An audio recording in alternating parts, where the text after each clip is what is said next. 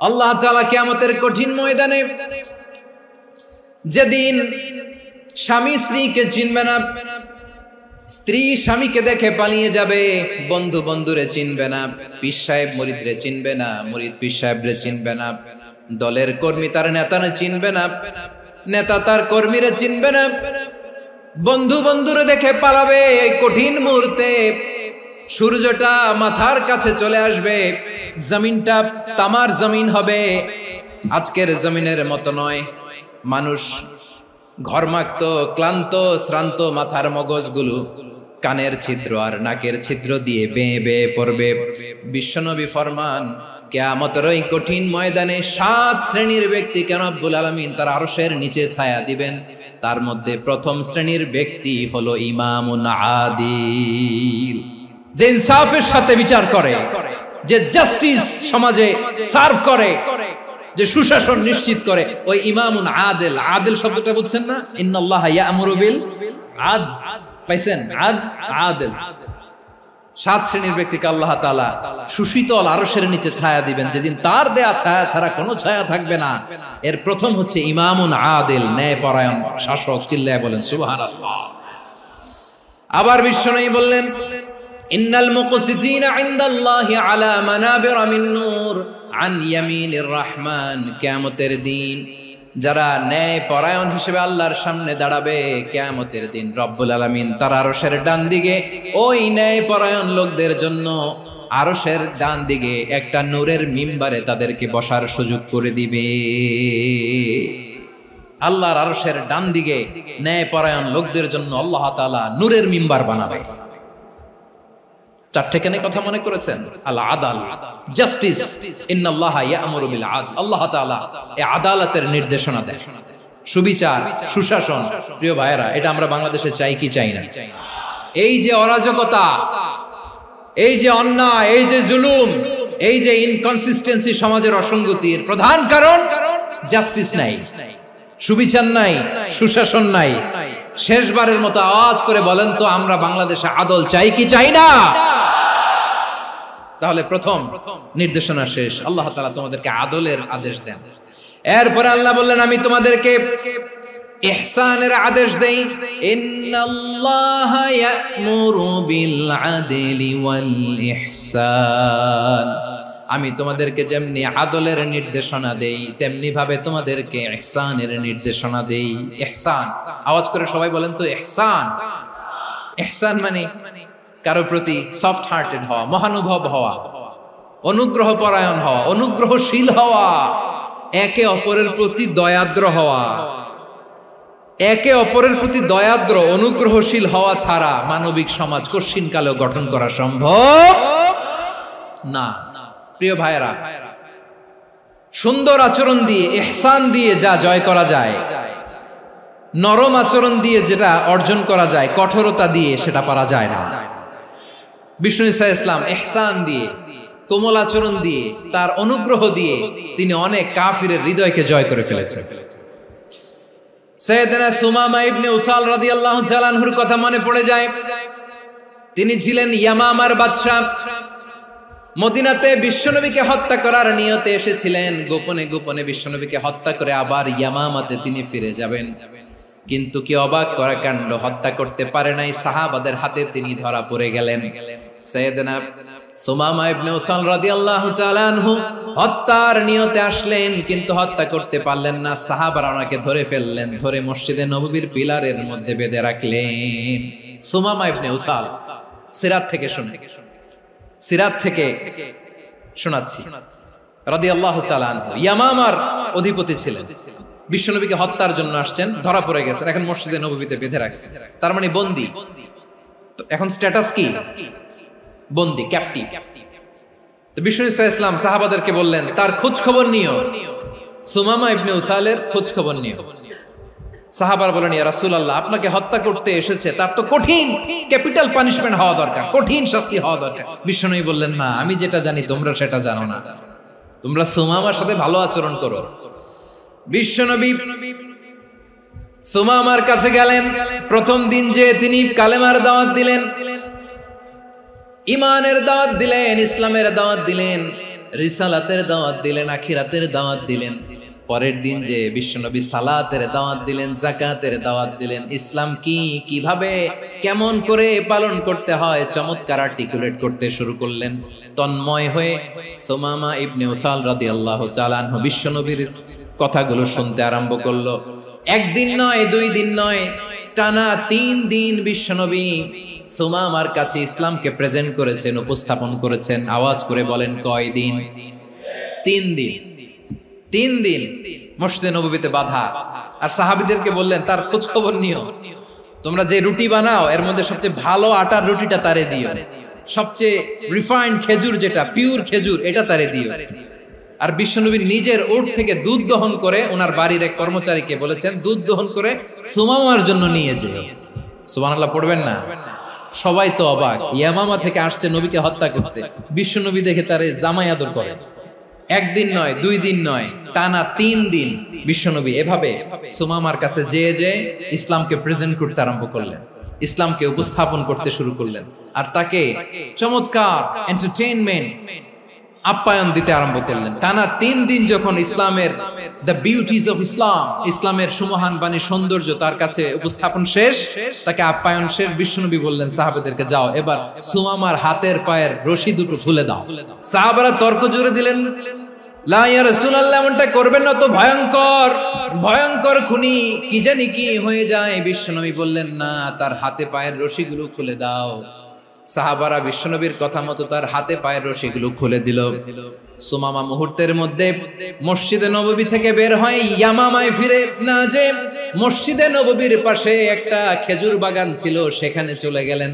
সেখানে একটা ছোট্ট কুয়া ছিল, কুয়ার পানি দিয়ে তিনি গোসল করলেন। সুবহানাল্লাহ পড়েন। কুয়ার পানি দিয়ে গোসল করে মসজিদে নববীর সামনে এসে বিশ্বনবী এবং সাহাবাদের সামনে দাঁড়িয়ে সাব্বাবা উঁচু করে বললেন, আশহাদু আল্লা ইলাহা ইল্লাল্লাহ ওয়া আশহাদু আন্না মুহাম্মাদান আবদুহু ওয়া রাসূলুহু। আমি সাক্ষ্য দিচ্ছি আল্লাহ ছাড়া কোনো ইলাহ নাই, আর মুহাম্মদ আল্লাহ তাআলার প্রেরিত বান্দা এবং রাসূল। প্রিয় ভাইয়েরা, ইহসান দিয়ে যা জয় করা যায়, কঠোরতা দিয়ে সেটা কঠিনকালেও জয় করা যায় না। আওয়াজ করে বলেন ঠিক কি না? এবার সুমামা দাঁড়িয়ে বলে, ওগো নবী, আমি তো কালিমা পড়ে মুসলমান হয়ে গেলাম, এবার শোনেন, এই মুহূর্তের আগে আপনার চেহারার চাইতে নিকৃষ্ট কোনো চেহারা আমার কাছে ছিল না, কিন্তু শাহাদা পাঠ করার পরে আপনার চেহারার চাইতে উত্তম শ্রেষ্ঠ কোনো চেহারা আমার কাছে আর নাই। ও নবী, আজকের দিনের আগে ইসলাম ধর্মের চেয়ে নিকৃষ্ট অপছন্দনীয় কোনো ধর্ম আমার কাছে ছিল না, কিন্তু এই মুহূর্ত থেকে ইসলামের চেয়ে সেরা শ্রেষ্ঠ পছন্দনীয় কোনো ধর্ম আমার কাছে নাই। নবী গো, আজকের দিনের আগে মদিনার চাইতে অপছন্দনীয় নিকৃষ্ট কোনো শহর আমার কাছে ছিল না, কিন্তু এই মুহূর্তের পর থেকে মদিনার চাইতে কোনো শ্রেষ্ঠ শহর আমার জানা নাই। সে ছিল গমের বড় ডিলার, গম বেচতো। কি বেচতো? তার গম কিনে মক্কার লোকেরা রুটি খাইতো। সে ঘোষণা দিল, আজকে থেকে মক্কাবাসীদের জন্য সব গম আমি হারাম করে দিলাম, মক্কাবাসী এখন না খেয়ে মরে। সুবহানাল্লাহ পড়বেন না? মক্কাবাসী বিশ্বনবীর কাছে আসলেন, এসে বললেন, মুহাম্মদ, আমরা তো তোমার ভাই, তোমার চাচা, তোমার ভাতিজা, তোমার আত্মীয়, তুমি সুমামারে বলো সে যেন আবার গমের সাপ্লাই মক্কার জন্য অনুমতি দিয়ে দেয়। বিশ্বনবীর অনুমতি ক্রমে সুমামা আবার মক্কাতে গম পাঠাতে শুরু করলো। পড়েন সুবহানাল্লাহ। ইহসান, ইহসান দিয়ে আপনি যেটা জয় করতে পারবেন, you can win the heart of your enemies. ইহসান দিয়ে আপনি আপনার শত্রুর হৃদয়কে জয় করতে পারবেন। এজন্য আল্লাহ বললেন, ওয়া আনফিকু ফি সাবিলিল্লাহি ওয়া লা তুলকু বিআইদিকুম ইলাত তাহলুকা ওয়া আহসিনু ইন্নাল্লাহা ইউহিব্বুল মুহসিনিন। তোমরা আল্লাহর রাস্তায় দান করবে আর নিজেরা নিজেদেরকে ধ্বংসের হাতে ঠেলে দিও না। তোমরা একে অপরের প্রতি ইহসান করবে, কারণ ইহসানকারীদেরকে আল্লাহ বড্ড ভালোবাসেন। সুবহানাল্লাহ পড়েন। আবার সূরা রহমানে আল্লাহ বললেন, হাল জাযাউল ইহসানি ইল্লাল ইহসান ফাবিআইয়ি আলা, সবাই পড়েন ফাবিআইয়ি আলাই রাব্বিকুমা তুকাযযিবান। ইহসানের প্রতিদান হিসেবে ইহসানি হয়। বিশ্বনবী সুমামার প্রতি যেমন ইহসান করেছেন, সুমামাও ঠিক তেমন ইহসান ফিরিয়ে দিয়েছে। ঠিক কিনা বলেন? তাহলে এক নম্বরে হচ্ছে আদ, ন্যায় বিচার। দুই নম্বরে সবাই বলেন ইহসান, সদাচরণ। ইহসান দুই ধরনের প্রিয় ভাইরা, ইহসান ফিল ইবাদা, ইহসান ফিল মুআমালা। ইহসান ফিল ইবাদা হচ্ছে একাগ্র অনুভবে ইবাদতে ডুব দেওয়া, এর নাম ইবাদতের ইহসান। সুবহানাল্লাহ পড়ুন। বিশ্বনবী বলেন ইহসান মানে কি জানো নাকি? হাদিসে জিবরিলে সাইয়েদনা জিবরিল আলাইহিস সালাম বিশ্বনবীকে বললেন আখবিরনি আনিল ইহসান। নবী আমাদেরকে বলেন ইহসান মানে কি? বিশ্বনবী বললেন আনতা আবুদাল্লাহা কাআন্নাকা তারাহু ফাইন লাম তাকুন তারাহু ফাইন্নাহু ইয়ারাক। ইহসান মানে হলো এমন ভাবে তুমি আল্লাহর সামনে নিজেকে উজাড় করে ইবাদত করবে, তুমি ভাববে তুমি আল্লাহকে দেখতে পাচ্ছ। আর এটা যদি ভাবা তোমার জন্য কঠিন হয়ে যায়, অন্তত এতটুকু তুমি ভাববা যে আল্লাহ তোমাকে দেখতে পাচ্ছেন। ঠিক কিনা বলেন? ও আমার বীর চট্টলার ভাইয়েরা, কেউ যেটা দেখে না সেটা দেখে কে? এই বিশ্বাস হৃদয়ের মধ্যে আছে? নামাজে যখন দাঁড়ান এই ফিলিংসটা আনা যাবে? এসা পর্যন্ত যে আমরা হায়াত পাবো কোনো গ্যারান্টি আছে? সবাই আওয়াজ করে বলেন গ্যারান্টি আছে? গ্যারান্টি নাই। এজন্য বিষ্ণু ইসলাম বলেছে এমন ভাবে নামাজে দাঁড়াও, ইবাদত করো, মনে করো হতে পারে এটাই আমার জীবনের শেষ নামাজ। Perform the salah as if this is your last and final prayer. এমন ভাবে সালাতে দাঁড়াও, ভাবো হতে পারে এটাই তোমার জীবনের শেষ নামাজ। এমন ভাবে নামাজে দাঁড়াও, ভাবো এটাই শেষ নামাজ। তাহলে নামাজে একাগ্রতা বাড়ায় দিবে কে? ফলে ইবাদতের ইহসান আমাদের অর্জিত হবে। আর মুআমালাতে ইহসান হলো, বিশ্বনবী বলেন ইন্নাল্লাহা তাবারাকা ওয়া তাআলা كتب الإحسان على كل شيء فإذا قتلتم فأحسنوا القتلة وإذا ذبحتم فأحسنوا الذبح وليحد أحدكم شفرته وليرح ذبيحته। ইহসান দুই ধরনের, আওয়াজ করে বলতে হবে কয় ধরনের? একটা হচ্ছে ইহসান ফিল ইবাদা, ইবাদতে ইহসান। ইবাদতে ইহসান কি? একাগ্র অনুভব দিয়ে ইবাদত করা, মন প্রাণ দিয়ে ইবাদত করা। আর মুআমালাতে ইহসান কি? সব কাজে, দৈনন্দিন কাজে, কর্মে, সামাজিক অ্যাক্টিভিটিতে কোমলতা প্রদর্শন করা, অনুগ্রহের সাথে সবকিছু করা। আল্লাহ তাআলা ইন্নাল্লাহা তাবারাকা ওয়া তাআলা কাতাবাল ইহসান আলা কুল্লি শাই, তিনি সবকিছুর ব্যাপারে ইহসানকে আবশ্যক করেছেন। সবকিছু, মুমিনের সব কাজে ইহসানের পরশ থাকবে। ওয়া ইযা কাতালতুম ফাহসিনুল কিতলা, বিষ্ণুই বলেন তুমি যখন কাউকে হত্যা করো ইহসানের সাথে করো। সুবহানাল্লাহ পড়বেন না? যখন হত্যা করো তখনও ইহসানের সাথে। আচ্ছা হত্যা করবো আবার ইহসান আসবে করতে, করে তো মেরেই ফেলবো আমি। আল্লাহ, ও ভাই একজন খুন করেছে, খুনি, রাষ্ট্রীয় আইনে তার শাস্তি হয়েছে ডেথ পেনাল্টি, মৃত্যুদণ্ড। এখন মৃত্যুদণ্ড দেখে আপনি যেমনি মন চায় তেমনি মারবেন লোকটারে? ওর নাক কেটে ফেলতে পারবেন? ওর কান কাটতে পারবেন? ওর চোখ উপড়ে ফেলতে পারবেন আপনি? যেমন মন চায় তার অঙ্গহানি করা যাবে না। ইহসানের সাথে তাকে হত্যা করো। সুবহানাল্লাহ, this is Islam, this is the true essence of Islam. ওয়া ইযা যাবাহতুম ফাহসিনু যাবহা, যখন জবাই করবে তখনও ইহসানের সাথে জবাই করো। করব জবাই, ওইখানেও নাকি ইহসান। আচ্ছা কুরবানির দিন আমরা পশুগুলোরে কি করি বলেন সবাই আওয়াজ করে? জবাই। জবাই মানে তো এটার মেরেই ফেলতেছি, একটু পরে তো টুকরো টুকরো করে গোশতগুলো খাবো, এটা তো খাবো, এটা তো মেরেই ফেলবো। বিষ্ণু বলে না, জবাইয়ের মধ্যেও মুমিনের জবের ভেতরেও ইহসানের পরশ থাকা চাই। যখন জবাই করবে প্রাণীটাকে হাত পা টাইট করে বেঁধে নাও, ছুরিটাকে শার্পেন করে নাও, ধারালো করে নাও, যাতে অল্প সময়ে জবাইটা হয়ে যায়, প্রাণীটা যাতে কম কষ্ট পায়। সুবহানাল্লাহ পড়ে। দিস ইজ কল্ড ইহসান। আল্লাহ তাআলা যেমনি আদলের আদেশ করেছেন, ন্যায় বিচার, জাস্টিস এনশিওর করতে বলেছেন, সমাজে ইহসানের ব্যবহার, ইহসানের অনুশীলন তিনি করতে বলেছেন। এজন্য মুমিনের প্রতিটি কাজে, আমার চট্টগ্রামের ভাইরা আমার দিকে তাকান, খেয়াল করে শুনুন, মুমিন জীবনের প্রতিটি কাজে ইহসানের পরশ থাকা চাই। আমরা যেন আমাদের পরিবারের প্রতি ইহসান করি, আমরা যেন আমাদের কর্মচারীদের প্রতি ইহসান করি, আমরা যেন আমাদের কলিগদের প্রতি ইহসান করি, আমরা যেন আমাদের ভাইদের প্রতি ইহসান করি। মুমিন জীবনের প্রতি কাজে ইহসানের পরশ থাকার দরকার আছে না নাই? কথা বুঝতে পেরেছেন? তাহলে আল্লাহ তাআলার তিনটা আদেশ ছিল, কয়টা গেল? প্রথমে কি ছিল? আদল। 2 নম্বরে, 3 নম্বরে রব্বুল আলামিন বললেন ওয়া ইতাইদিল কুরবা, নিকটাত্মীয়দেরকে দান করো, নিকটাত্মীয়দেরকে দাও, যারা তোমাদের ব্লাড কানেকশনের আত্মীয় তাদেরকে তোমরা দাও। এখানে জেনারেলি বললেন দাও, কি দিব সেটা তিনি এখানে বলেন নাই, সেটা তিনি সূরাতুল ইসরার মধ্যে বলেছেন। আল্লাহ বলেন ওয়া আতিদাল কুরবা হাক্কাহ, নিকটাত্মীয়দেরকে তাদের অধিকার, তাদের প্রাপ্য তোমরা বুঝিয়ে দাও। দেখেন, একটা শান্তির সমাজ, একটা সমৃদ্ধ সমাজ, একটা মানবিক সমাজ গঠনের জন্য আল্লাহ তাআলা বেশি না মাত্র 3টা অর্ডার, 3টা ভার্ডিক্ট তিনি জারি করেছেন। 1 নাম্বার সুশাসন, ন্যায় বিচার। 2 নাম্বার ইহসান। 3 নাম্বার নিকটাত্মীয়, যারা কাছের, তোমার ভেরি ক্লোজ রিলেশনশিপে আছে, তাদেরকে দাও। দাও, দিলে বাড়িয়ে দেয় কে? অনেকে দিতে চায় না, কৃপণতা করে। দিলে বাড়ায় দেয় কে? ও মিয়া, মদিনার মধ্যে সবচাইতে গরিব সাহাবী ছিল বেলাল রাদিয়াল্লাহু তাআলা আনহু। ওনার এন্টায়ার অ্যাসেট, সম্পদের পরিমাণ কতদূর জানেন? একটা লুঙ্গি। বেলাল রাদিয়াল্লাহু তাআলা আনহু, ওনার টোটাল ওয়েলথের এস্টিমেশন হচ্ছে মাত্র একটা লুঙ্গি। একটা লুঙ্গি, টোটাল ওয়েলথ এস্টিমেশন, টোটাল সম্পদের পরিমাণ বেলাল রাদিয়াল্লাহু তাআলা আনহুর কি ছিল? ওই বেলাল রাদিয়াল্লাহু তাআলা আনহুকে বিষ্ণু ইসলাম বলেছেন আনফিক ইয়া বেলাল, ও বেলাল তুমিও দাও। ওয়ালা তাখশা মিন যিল আরশি ইখলালা, আরশের অধিপতির তো কোনো ঘাটতি নাই, তুমি দিলে ওই আল্লাহ তোমারে বাড়ায় দিবে। এজন্য আমার প্রিয় ভাইয়েরা, দিলে কমে না, দিলে বাড়ে। অনেকে ধরে রাখে, নতুন কিছু নিতে পারে না, হাত দিয়ে যেটা ধরে রেখেছেন এটা দিয়ে দেন, বড় একটা ধরার সুযোগ পাবেন। জোরে বলেন ঠিক কিনা?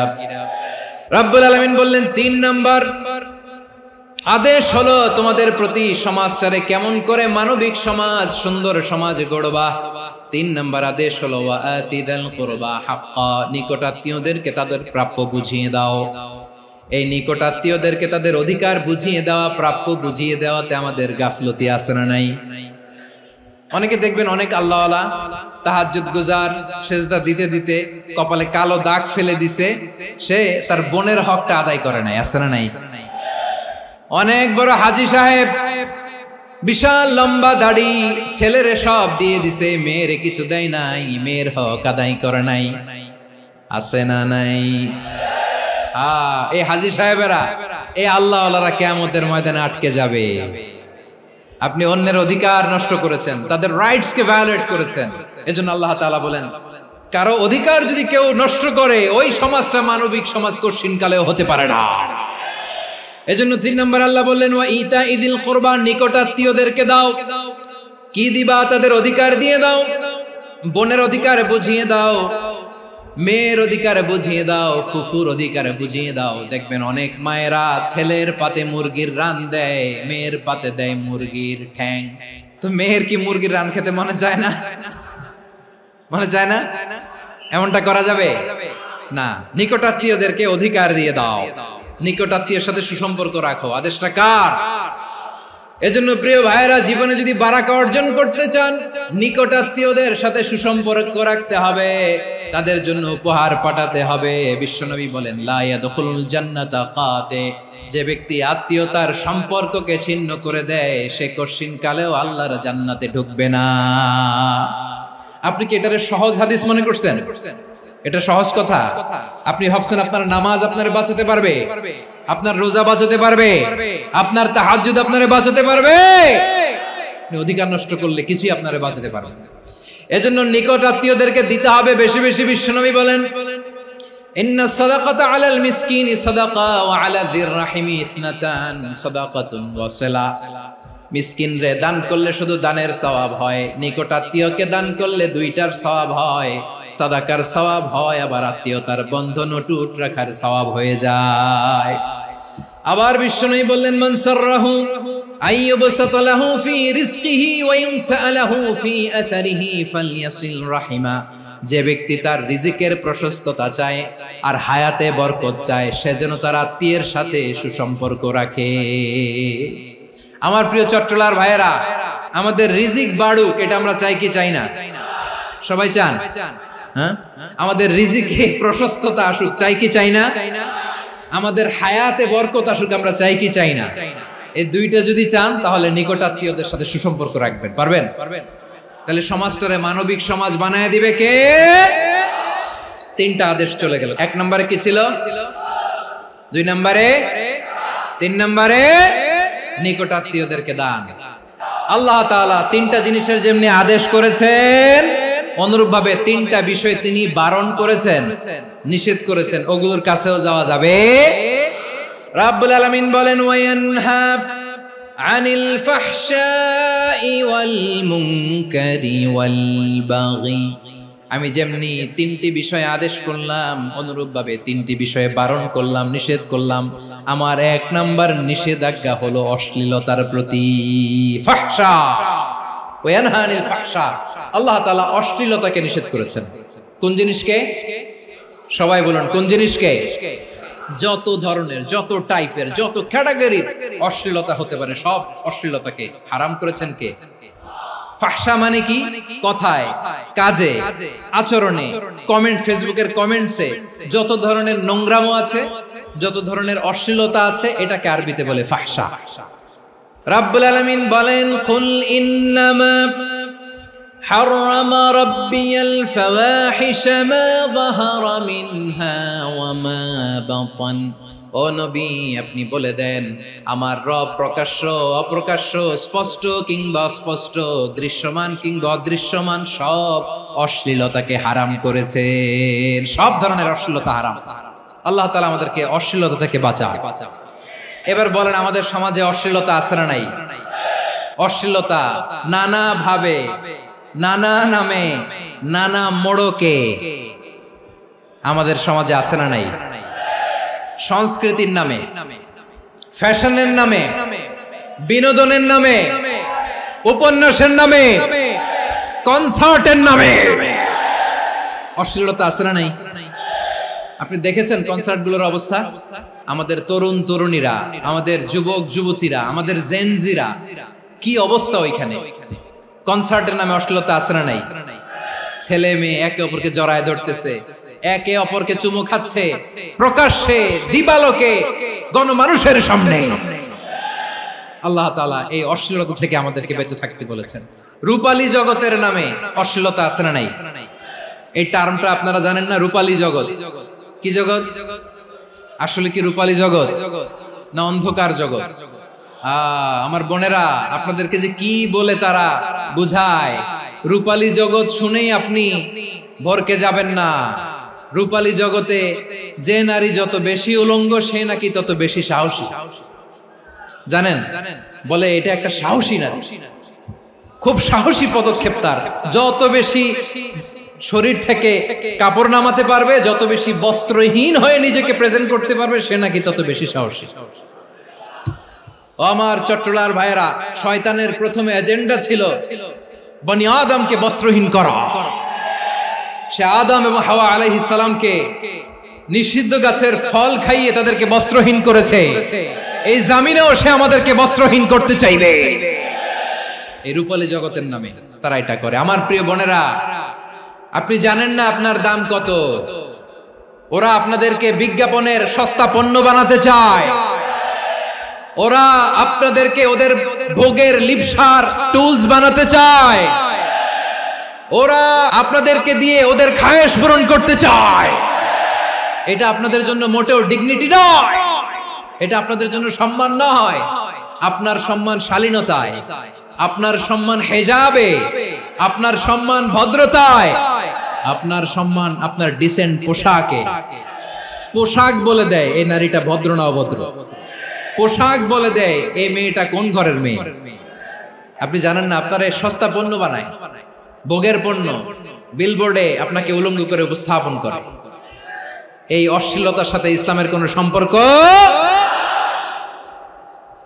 এজন্য আল্লাহ বলেন, আমি অশ্লীলতাকে হারাম করেছি। অশ্লীলতাকে হারাম করার প্রথম কারণ হলো এর মাধ্যমে মানবতাকে অপমানিত করা হয়। কারণ মানুষের সম্মান মানুষের পোশাকে। মানুষ যখন পোশাকহীন হয়ে যায়, বস্ত্রহীন হয়ে যায়, তার সম্মান কমে যায়। ঠিক কিনা?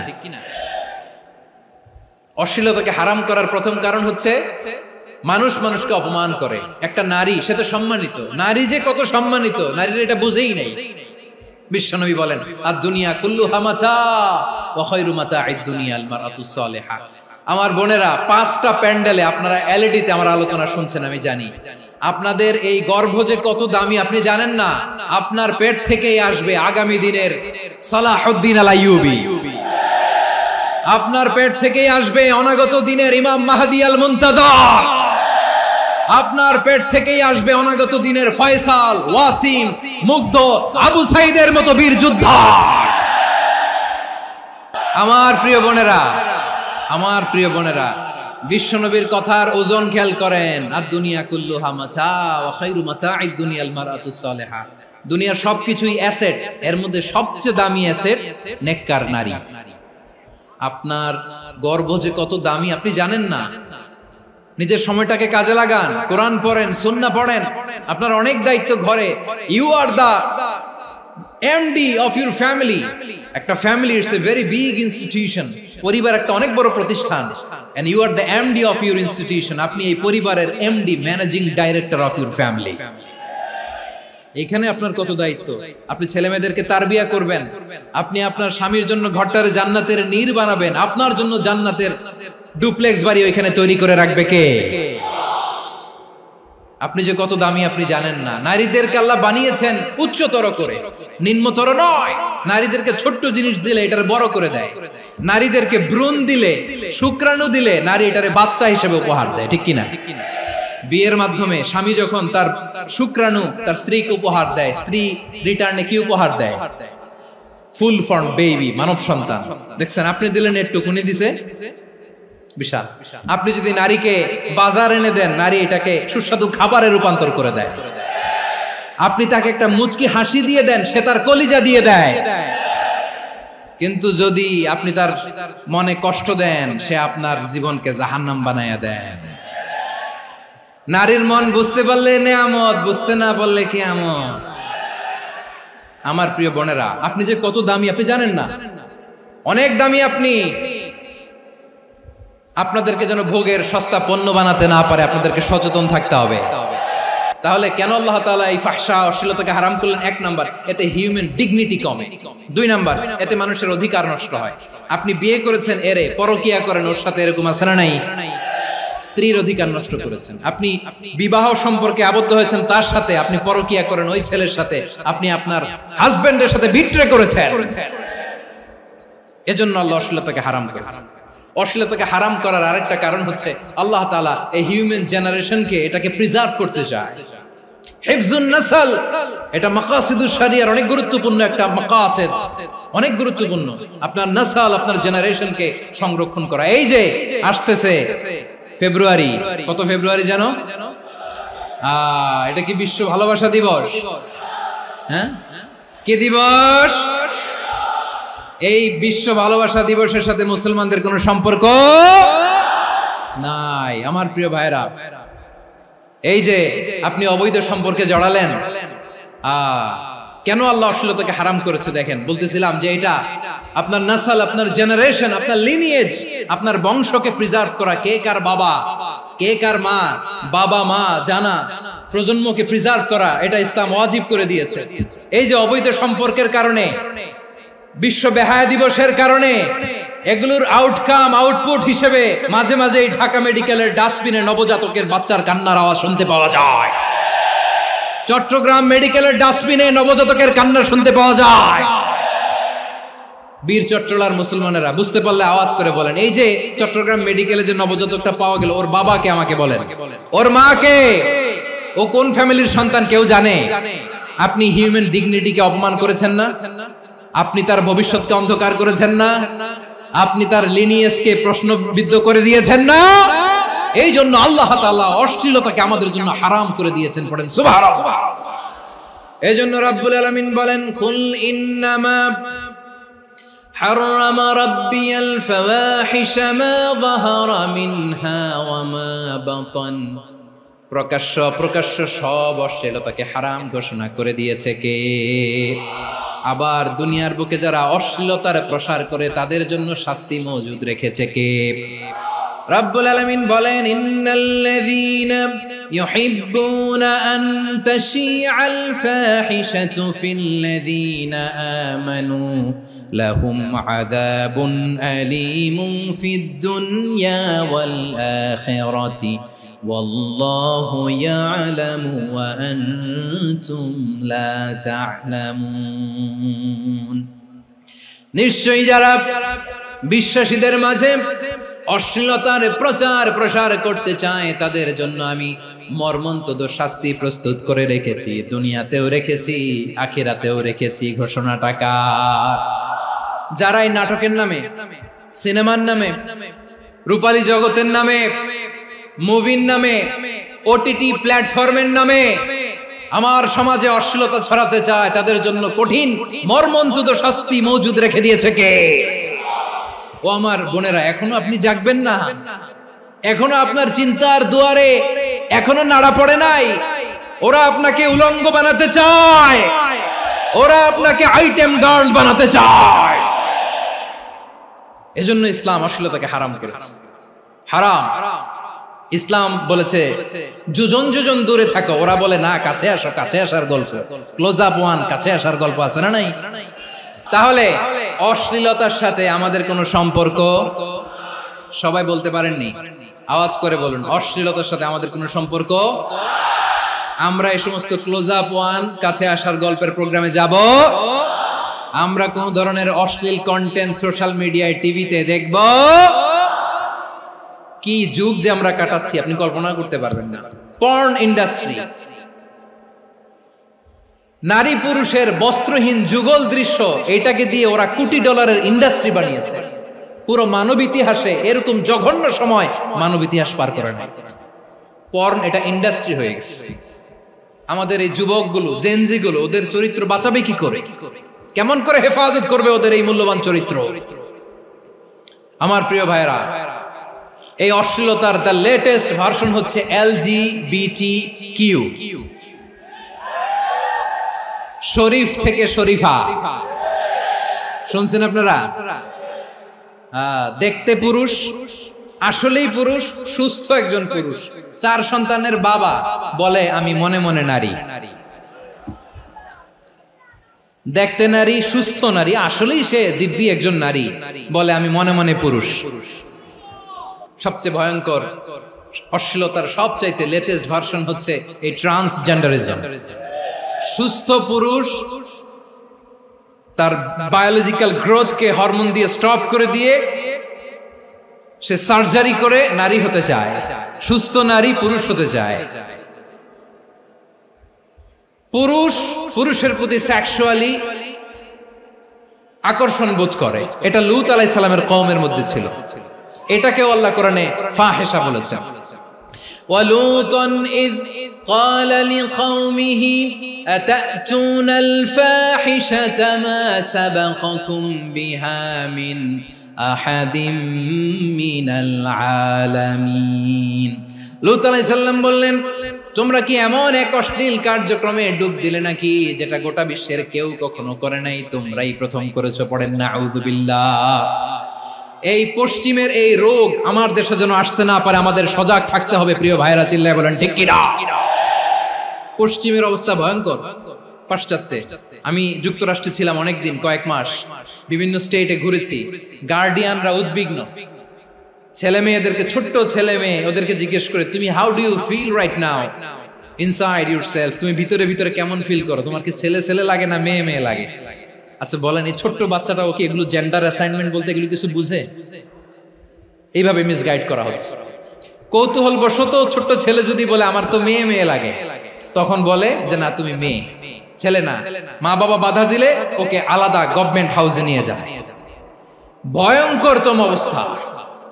আমরা একটা সময় শুনতাম যে হুজুর আমার ছেলেটা খুব ভালো, হাফেজে কোরআন, আল্লাহওয়ালা। হুজুর আমার ছেলে দাড়ি রাখছে, আল্লাহওয়ালা। হুজুর আমার ছেলে 5 ওয়াক্ত সালাত জামাতের সাথে পড়ে, তার মানে আল্লাহওয়ালা। পশ্চিমে যে আমি কি শুনছি জানেন? ওরা বলে হুজুর আমার ছেলেটা ইউনিভার্সিটির একটা মেয়ের সাথে প্রেম করে, ও খুব আল্লাহওয়ালা, হুজুর দোয়া করবেন। এর কারণ ওদের কাছে আল্লাহওয়ালার ক্রাইটেরিয়া হচ্ছে হুজুর আমার ছেলেটা আরেক ছেলের পছন্দ করে নাই, আমার মেয়েটা আরেক মেয়েকে ভালোবাসে নাই, এজন্য আমার ছেলেটা আল্লাহওয়ালা হুজুর ওর জন্য একটু দোয়া করে দিয়ে। কি চ্যালেঞ্জ ওরা ফেস করতেছে। ওনার ছেলে যে আরেক ছেলেরে বিয়ে করবে না, এটাতেই উনি খুশি যে আলহামদুলিল্লাহ আমার ছেলেটা একটা মেয়েরে ভালোবাসে, আমার মেয়েটা একটা ছেলেরে ভালোবাসে, মানে এটা খুব আল্লাহওয়ালা। নাউজুবিল্লাহ পড়তে পারলেন না? এজন্য অশ্লীলতার সাথে আমাদের কোন সম্পর্ক। রব্বুল আলামিন বলেন ওয়ায়ানহা আনিল ফাহশাই ওয়াল মুনকারি ওয়াল বাগি, তিনটা জিনিসকে আমি নিষিদ্ধ করলাম। এক নাম্বার হলো ফাহশা, অশ্লীলতা। দুই নম্বরে হলো মুনকার, সমস্ত মন্দ কাজ। মুনকার মানে হচ্ছে যত মন্দ কাজ, খারাপ কাজ, বাজে কাজ, এটার বলে মুনকার। এটার কি বলে? আপনারা পড়ছেন না তা'মুরুনা বিল মা'রুফি ওয়া তানহাউনা আনিল মুনকার, সৎ কাজের আদেশ, অসৎ কাজের নিষেধ। মুনকার, মুনকার হচ্ছে মানুষের স্বাভাবিক বিবেকবোধ যেটাকে খারাপ বলে, ওইটাই মুনকার। পৃথিবীর সব আসমানি গ্রন্থ যেটাকে খারাপ বলেছে, মানুষের স্বাভাবিক বিবেকবোধ যেটাকে খারাপ বলেছে, এগুলো সব মুনকার। যেমন ইফতিজিং, এটা কি ভালো না খারাপ? মজুদদারি, খাদ্যে ভেজাল দেওয়া, ওজনে কম দেওয়া, মাছে ফরমালিন মিশানো, চাঁদাবাজি, টেন্ডারবাজি, দখলবাজি, এগুলো আমাদের স্বাভাবিক বিবেকেই বলে এগুলো খারাপ, এগুলো হচ্ছে মুনকার। আল্লাহ তাআলা এই মুনকার থেকে আমাদেরকে বেঁচে থাকতে বলেন, আর শয়তান এই মুনকারের প্রতি আমাদেরকে উদ্বুদ্ধ করে। আল্লাহ তাআলা বললেন ইয়া আইয়ুহাল্লাযীনা আমানু লা তাত্তাবিউ খুতুওয়াতিশ শাইতান ওয়া মান ইয়াত্তাবি' খুতুওয়াতিশ শাইতানি ফাইন্নাহু ইয়া'মুরু বিল ফাহশাই ওয়াল মুনকার। আল্লাহ বললেন আমার গোলামেরা শোনো শোনো, ও আমার বিশ্বাসী বান্দারা খবরদার, তোমরা কশিনকালেও শয়তানের পদাঙ্ক অনুসরণ করবে না, কারণ শয়তান তোমাদেরকে অশ্লীলতা এবং মন্দ কাজের দিকে উদ্বুদ্ধ করে। আমাদের কাজ হচ্ছে শয়তান আমাদেরকে যেদিকে নিতে চায় আমরা তার উল্টা দিকে যাব। শয়তান এই মন্দ কাজকে আমাদের কাছে বিউটিফাই করে, চাকচিক্যময় করে আমাদের সামনে উপস্থাপন করে। এজন্য আল্লাহ বলেন মুনকারকে থামাতে হবে, মুনকার প্রতিরোধ করতে হবে। মুনকার প্রতিরোধের দায়িত্ব শুধু আমাদের নাকি? শুধু আপনার খতিব সাহেবের, ইমাম সাহেবের, নাকি মুসলিম উম্মার সবার? আওয়াজ করে বলুন, মুনকার অসৎ কাজ প্রতিরোধের দায়িত্ব কার? রাব্বুল আলামিন বলেন কুনতুম খায়রা উম্মাতিন উখরিজাত লিন-নাসি তা'মুরুনা বিল মা'রুফি ওয়া তানহাউনা আনিল মুনকার। তোমাদেরকে শ্রেষ্ঠ জাতি করে জমিনের মধ্যে আবির্ভূত করা হয়েছে, যাতে করে তোমরা জমিনের ভেতরে সৎ কাজের আদেশ করতে পারো আর অসৎ কাজের নিষেধ করতে পারো। উম্মাহ, কুনতুম খায়রা, তাহলে গোটা উম্মার দায়িত্ব, এটা বুঝতে পারছেন তো? আচ্ছা, আরো নিচে আসেন।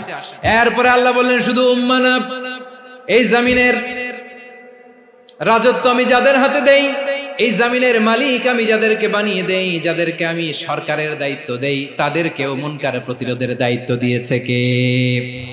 আল্লাহ বলেন যারা ক্ষমতার মসনদে বসেছে তাদেরকে 4 দফা কর্মসূচি আমি আল্লাহ দিলাম। আওয়াজ করে বলেন কয় দফা? আল্লাহ বলেন আল্লাযীনা ইম্মাক্কান্নাহুম ফিল আরদি আকামুস সালাতা ওয়া আতাউজ যাকাতা ওয়া আমারু বিল মা'রুফি ওয়া নাহাউ আনিল মুনকার ওয়ালিল্লাহি আকিবাতুল উমুর। যারা এই জমিনের উত্তরাধিকার হয়েছে তারা 4 দফা কর্মসূচি নিয়ে সামনে আগাবা। সালাত কায়েম করবা, যাকাত আদায় করবা, সৎ কাজের আদেশ দিবা, অসৎ কাজ থেকে মুনকার প্রতিরোধ করবা। আদেশটা কার? আমার প্রিয় চট্টলার ভাইরা, পুরো উম্মার দায়িত্ব মুনকার প্রতিরোধ করা, সরকার প্রধানের দায়িত্ব মুনকার প্রতিরোধ করা। এরপর আল্লাহ বলেন প্রতিটা ফ্যামিলির যিনি প্রধান সিইও বাবা, প্রত্যেক বাবারও দায়িত্ব এই মুনকার প্রতিরোধ করা। আওয়াজ করে বলেন ঠিক কি না? যেমনটি সাইয়েদনা লোকমান আলাইহিস সালাম ওনার কলিজার টুকরা সন্তানকে আদেশ করেছেন, ইয়া বুনাইয়া আকিমিস সালাতা ওয়া'মুর বিল মা'রুফি ওয়ানহা আনিল মুনকার। পড়েন সুবহানাল্লাহ। বাবা ছেলেকে সবক দিচ্ছে। লোকমান আলাইহিস সালাম ছেলেকে বলতেছে, ওরে আমার কলিজার টুকরা সন্তান, ওরে আমার বাছা, নামাজ কায়েম করবা, সৎ কাজের আদেশ দিবা, আর মুনকার প্রতিরোধ করবা, অসৎ কাজ, সমাজ থেকে খারাপ কাজকে ঝেঁটে বিদায় করে দিবা। তাহলে দেখেন, আমি স্টেপ বাই স্টেপ নামলাম। পুরা উম্মার দায়িত্ব, জমিনের উত্তরাধিকারী আল্লাহ যাদেরকে বানিয়েছেন সরকার, তাদের দায়িত্ব, প্রতিটি ফ্যামিলির প্রধানের দায়িত্ব, এরপরে বিশ্বনবী বলেন সচেতন প্রতিটি মুসলিমের দায়িত্ব সমাজ থেকে মুনকারকে উৎখাত করা। বিশ্বনবী বলেছেন, মান রাআ মিনকুম মুনকারান ফালিয়ুগাইয়িরহু বিয়াদিহি ফাইন লাম ইয়াস্তাতি ফাবিলিসানিহি ওয়া ইন লাম ইয়াস্তাতি ফাবিকলবিহি ওয়া যালিকা আযআফুল ঈমান।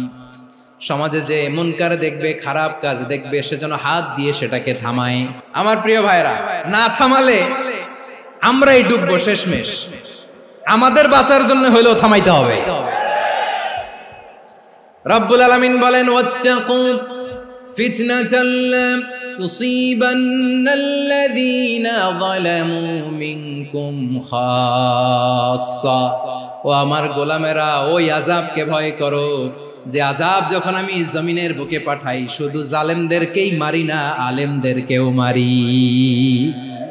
আযাব যখন আসে তখন শুধু জালিমই মরে না, আলেমও মরে। জানেন, মুসা আলাইহিস সালামের পায়ে একবার লাল পিঁপড়া, তো উনি রেগে মেগে পাশি দেখে লাল পিঁপড়ার বাসা, পা দিয়ে ডলে মুছে সবগুলো পিঁপড়া মেরে ফেলছে। এই ঘটনাটা আল্লাহ ঘটিয়েছেন এজন্য মুসা আলাইহিস সালাম ছিলেন কালিমুল্লাহ, সরাসরি আল্লাহর সাথে কথা বলতেন। তিনি আল্লাহকে জিজ্ঞেস করেছিলেন, আল্লাহ তুমি যখন কোন জনপদে আযাব পাঠাও, শাস্তি দাও, ওখানকার শুধু জালেমরাই তো মরে না, ভালো মানুষগুলাও মরে, তো আযাব দিবা মুশরিকদের উপর দিবা, অবাধ্যদের উপর দিবা, ভালো মানুষগুলোরে মারো কেন? আল্লাহ বললেন, মুসা তোমার যে কামড় দিছিল পায়ের মধ্যে পিঁপড়া, কয়টা পিঁপড়া? একটা পিঁপড়া, তো সবগুলারে মারলা কেন? রেগে মেগে পুরো পিঁপড়ার বাসা ভেঙে মেসাকার করলা কেন? আমি যখন অ্যাকশনে যাই, আমি যখন শাস্তি দেই, তখন এত বাস বিচার করা হয় না, বাস বিচার করা যায় না। যখন অ্যাকশনে যাওয়া হয়, ওইটা ডাইরেক্ট অ্যাকশন হয়ে যায়। চিল্লায় বলো ঠিক কি না? এজন্য আমাদের বাঁচার জন্য হলেও এই পাপ থামাতে হবে, এই শয়তানের অট্টহাসি থামাতে হবে, অন্যায় অপরাধ সমাজ থেকে আমাদের থামাতে হবে। কারণ আযাব আসলে ওরাও মরবে, আমরাও মরব। একটা জাহাজ 2 তলা, আপনি আছেন 2য় তলায়, নিচের তলার কিছু লোক জাহাজের তলা ছিদ্র করতে আরম্ভ করছে। কি ছিদ্র করতেছে? আচ্ছা, জাহাজের তলা ছিদ্র করলে তলা দিয়ে কি ঢুকে? এখন আপনি যদি বলেন আমার কি, আমি তো 2 তলায়, আমি তো ভালো আছি, ওরা ছিদ্র করে ওরা মরবে। আসলে কি শুধু ওরা মরবে? তলা দিয়ে যখন পানি ঢুকবে, জাহাজ ঢুকলে আপনিও মরবেন। এজন্য নিজে মরার আগে ওই পাগলগুলোর নিচতলায় যে থামাতে হবে। চিল্লায় বলেন ঠিক কি না? এজন্য আল্লাহ বললেন, মুনকার প্রতিরোধের দায়িত্ব সমাজের টপ টু বটম সবার। এজন্য মুনকার প্রতিরোধ করার দরকার আছে না নাই? সমাজে এই যে ইফটিজিং হয়, আপনার বোনের বয়সী একটা মেয়েকে কিছু বকাটে টিটকারি করে, এই বলে সেই বলে, নোংরা কথা বলে, রাস্তায় দেখেও আপনি পাশ দিয়ে না দেখার মতো চলে যান কেন? আপনি দাঁড়ান না কেন? আপনি দাঁড়ালেই তো থেমে যাবে, কারণ সত্যের যে শক্তি, তার সামনে মিথ্যা মুখ থুবড়ে পড়ে। আপনার সামনেও কিছুই না, নাথিং। আপনি দাঁড়ান, ওকে প্রশ্ন করেন যে আমার বোনকে তুমি ডিস্টার্ব করো কেন? আপনাকে দেখে আরো 5 জন দাঁড়াবে, 5 জনকে দেখে আরো 10 জন দাঁড়াবে। আমাদের নীরবতা আর আমাদের নিশ্চুপ থাকাই জালিমদেরকে আরো শক্তিশালী জালিম বানিয়েছে। এজন্য মুনকার প্রতিরোধের দায়িত্ব আমাদের সবার। টেন্ডারবাজি, চাঁদাবাজি, দুর্নীতি, অপরাধ, দখলদারিত্ব, মজুদদারি, এগুলো সব কিছু একসাথে প্রতিরোধ করতে হবে। ঠিক কিনা বলেন? একটা মানবিক সমাজ যদি চাই, প্রতিরোধ করতে হবে। প্রিয় ভাইয়েরা, আল্লাহর শপথ নিয়ে বলি, এই নাসিহাত গুলো সবার জন্য, সব দলের জন্য, সব মতের মানুষের জন্য।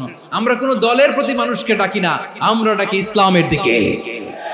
সব দলের, সব মতের, সব মানুষদেরকে আমরা আহ্বান জানাই, আসুন আমরা একটা সুন্দর সমাজ বিনির্মাণ করি। এই যে নতুন বাংলাদেশের এক সুযোগ এসেছে, আর জীবনে হয়তো আসবে না, সামনের 100 বছর এই সময় আসবে না। আসুন দেশটাকে আমরা সাজাই, আসুন আমরা দুর্নীতি বন্ধ করি, আসুন আমরা চাঁদাবাজি বন্ধ করি, আসুন আমরা দখলদারিত্ব বন্ধ করি, আসুন আমরা এক দল আরেক দলকে নিশ্চিহ্ন করার যে রাজনীতি, এটা বন্ধ করি।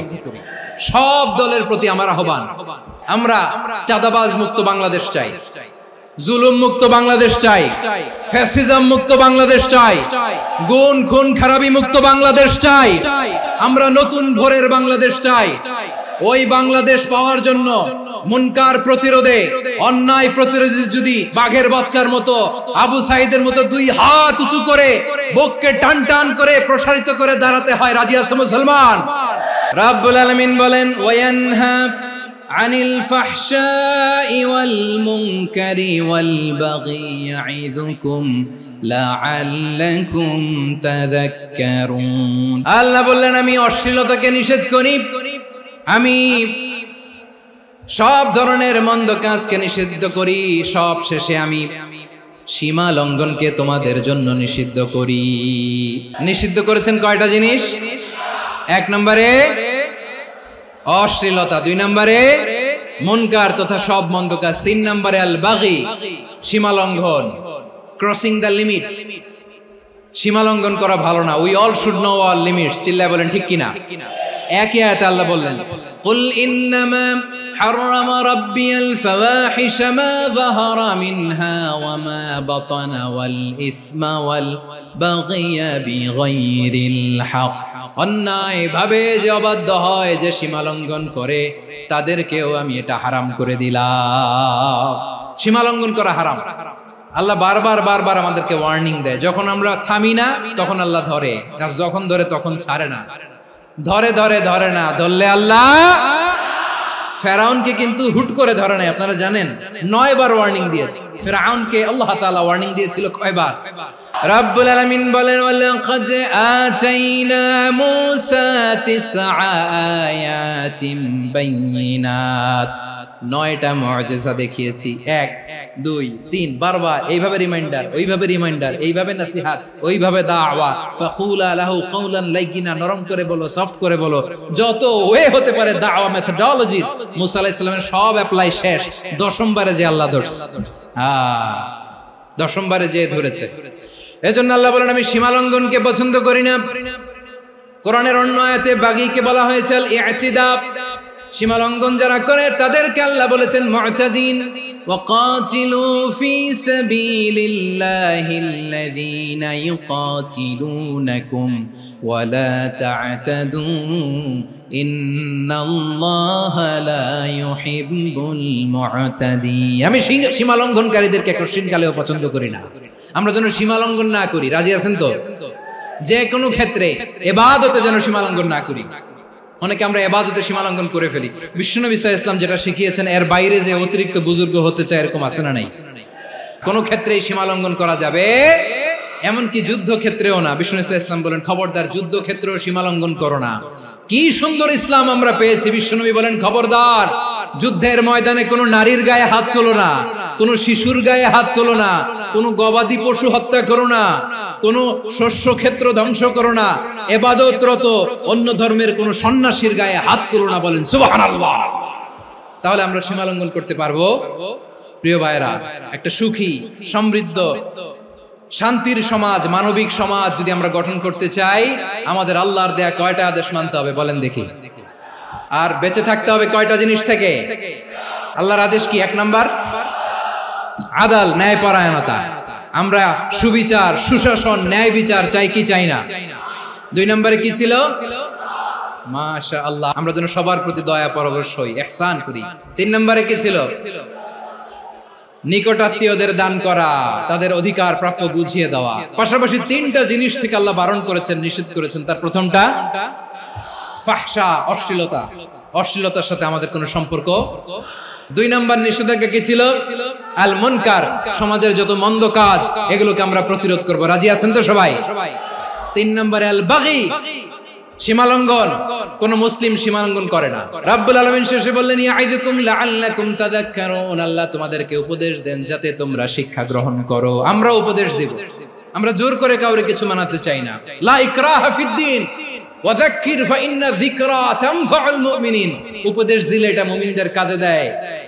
লাস্তা আলাইহিম বিমুসাইতির ইন্নামা আনতা মুযাক্কির। নবী হে, আপনি রিমাইন্ডার দাতা, আপনি উপদেশ দিবেন। আমরাও বিশ্বনবীর এই হাদিসগুলো থেকে, কোরআনের আয়াত থেকে রিমাইন্ডার, এই কথামালা বাণী বাহক হিসেবে এই বাণীগুলো আপনাদের সাথে কাছে পৌঁছে দিলাম।